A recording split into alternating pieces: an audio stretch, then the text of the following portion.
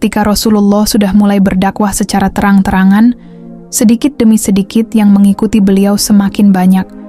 Karena dalam seruan ajaran yang dibawa Rasulullah, salah satunya menyamakan setiap manusia dan mempunyai hak yang sama, baik itu dari kalangan bangsawan ataupun budak. Di mana diketahui bangsa Arab kental dengan kasta-kasta mereka, kesenjangan sosial sangat jelas ketika itu. Kaum bangsawan sangat mendominasi kekuasaan, sedangkan kaum budak dan rakyat miskin dipandang sangat rendah.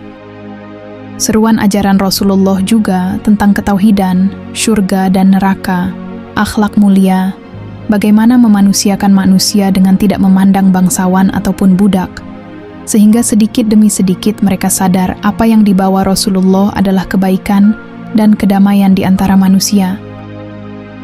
Melihat hal ini, para pembesar kafir Quraisy mulai khawatir. Mereka mengira ketika semua mengikuti ajaran yang dibawa Rasulullah akan merugikan mereka. Mereka takut kehilangan kekuasaan dan keuntungan yang selama ini mereka nikmati. Selain itu, mereka berpikir bahwa masuk Islam berarti tunduk dengan Bani Abdul Muthalib. Pembesar kafir Quraisy mulai pasang strategi untuk menghentikan dakwah Rasulullah. Langkah pertama mengiming-imingi Rasulullah 3 hal. Pertama harta, lalu tahta, yaitu jika Rasulullah memberhentikan dakwahnya, maka mereka akan memberikan posisi terbaik di antara mereka, dan wanita yaitu Rasulullah boleh menikahi wanita mana saja yang beliau inginkan. Tidak berhasil akan hal itu.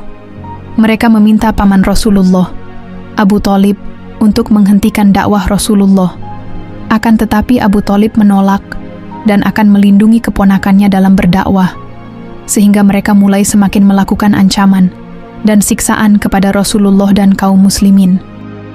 Siksaan yang tidak manusiawi mereka lakukan kepada kaum muslimin, terutama para budak dan orang-orang lemah.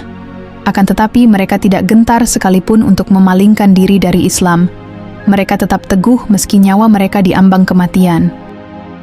Tidak puas dengan itu, mereka melakukan pemboikotan kepada Bani Hashim dan kaum muslimin. Isi piagam pemboikotan tersebut antara lain, mereka memutuskan segala bentuk hubungan dengan Bani Hashim dan kaum muslimin, seperti pernikahan, silaturahmi, dan jual beli. Bani Hashim diasingkan baik itu yang muslim ataupun yang masih kafir. Pemboikotan berlangsung selama 3 tahun lamanya. Bani Hashim dan kaum muslimin ditempatkan di wilayah yang kering. Akses dalam berdagang ataupun mencari kebutuhan hidup tidak ada sama sekali. Para pendatang tidak diizinkan masuk ke wilayah tersebut. Bantuan pun tidak boleh diberikan kepada mereka. Melihat kezoliman itu, beberapa tokoh Quraisy menyatakan penolakan pemboikotan terhadap Bani Hashim dan kaum muslimin. Salah satu di antara mereka yaitu Abul Bukhturi bin Hisham dan Zam'ah bin Al-Aswad. Mereka adalah tokoh yang dipandang kaum Quraisy yang memang lebih memilih perdamaian. Mereka tidak setuju dengan isi surat yang bersifat menzolimi, karena melihat keadaan Bani Hashim dan kaum muslimin menderita kelaparan akibat pemboikotan tersebut. Sedangkan Abu Jahal, Abu Sufyan, dan Abu Lahab menolak pernyataan mereka. Setelah perdebatan yang semakin memanas, akhirnya mereka menyepakati untuk membuka kembali isi surat pengumuman pemboikotan tersebut, dan ternyata surat tersebut dimakan rayap, yang tersisa hanya kalimat Bismika Allahumma. Akhirnya masyarakat Arab sepakat untuk pemboikotan dihentikan kepada Bani Hashim dan kaum muslimin. Melihat kondisi kaum muslimin sangat parah, sehingga Rasulullah dan para sahabat tidak tinggal diam dengan perlakuan-perlakuan kafir Quraisy terhadap kaum muslimin. Akhirnya Rasulullah meminta sebagian sahabat hijrah ke Habasyah atau Utopia untuk menghindari perlakuan-perlakuan kaum Quraisy di Mekkah. Mereka berharap mendapat perlindungan di sana.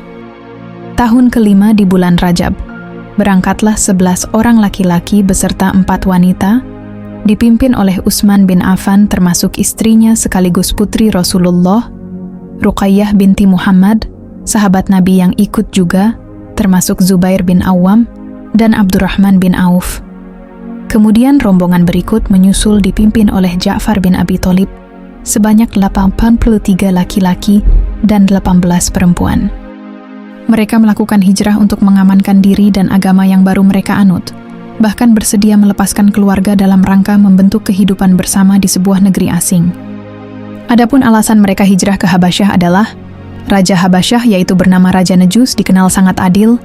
Para sahabat berkemungkinan besar mendapat perlindungan di negeri tersebut. Dan benar saja, ketika para sahabat menghadap Raja Nejus untuk meminta izin tinggal di Habasyah, Raja Nejus menyambut dengan baik. Bahkan bukan hanya mendapatkan perlindungan, kaum muslimin diizinkan untuk melaksanakan ibadah mereka. Di sisi lain, mengetahui hijrah kaum muslimin ke Habasyah, para kafir Quraisy mengutus orang mereka untuk menyusul kaum muslimin di sana. Mereka menghadap Raja Nejus dan meminta Raja Nejus mengusir kaum muslimin dari negeri Habasyah.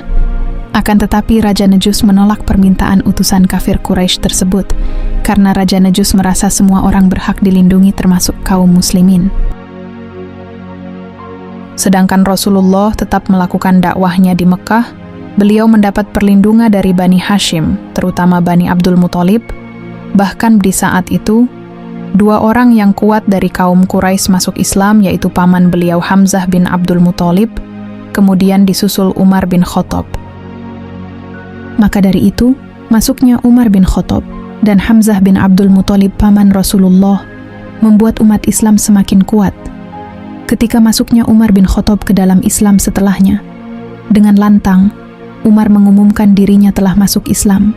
Bahkan ia termasuk sahabat Rasulullah paling depan menjaga Rasulullah dan kaum muslimin. Selain itu, masuknya Umar ke dalam Islam membuat kaum muslimin mulai berani menampakkan diri mereka dalam beribadah. Bahkan mereka sudah tidak takut lagi beribadah ke Ka'bah. Allah membukakan jalan kemudahan untuk kekasihnya Rasulullah dalam dakwahnya, di mana sebelumnya beliau sering mendapat ancaman pembunuhan, hampir dibunuh oleh para kafir Quraisy. Hinaan siksaan sudah banyak dilalui kaum muslimin. Namun saat ini, masuknya orang yang ditakuti kaum Quraisy yaitu Hamzah dan Umar, mereka tidak berani menampakkan kebenciannya kepada kaum muslimin seperti sebelumnya.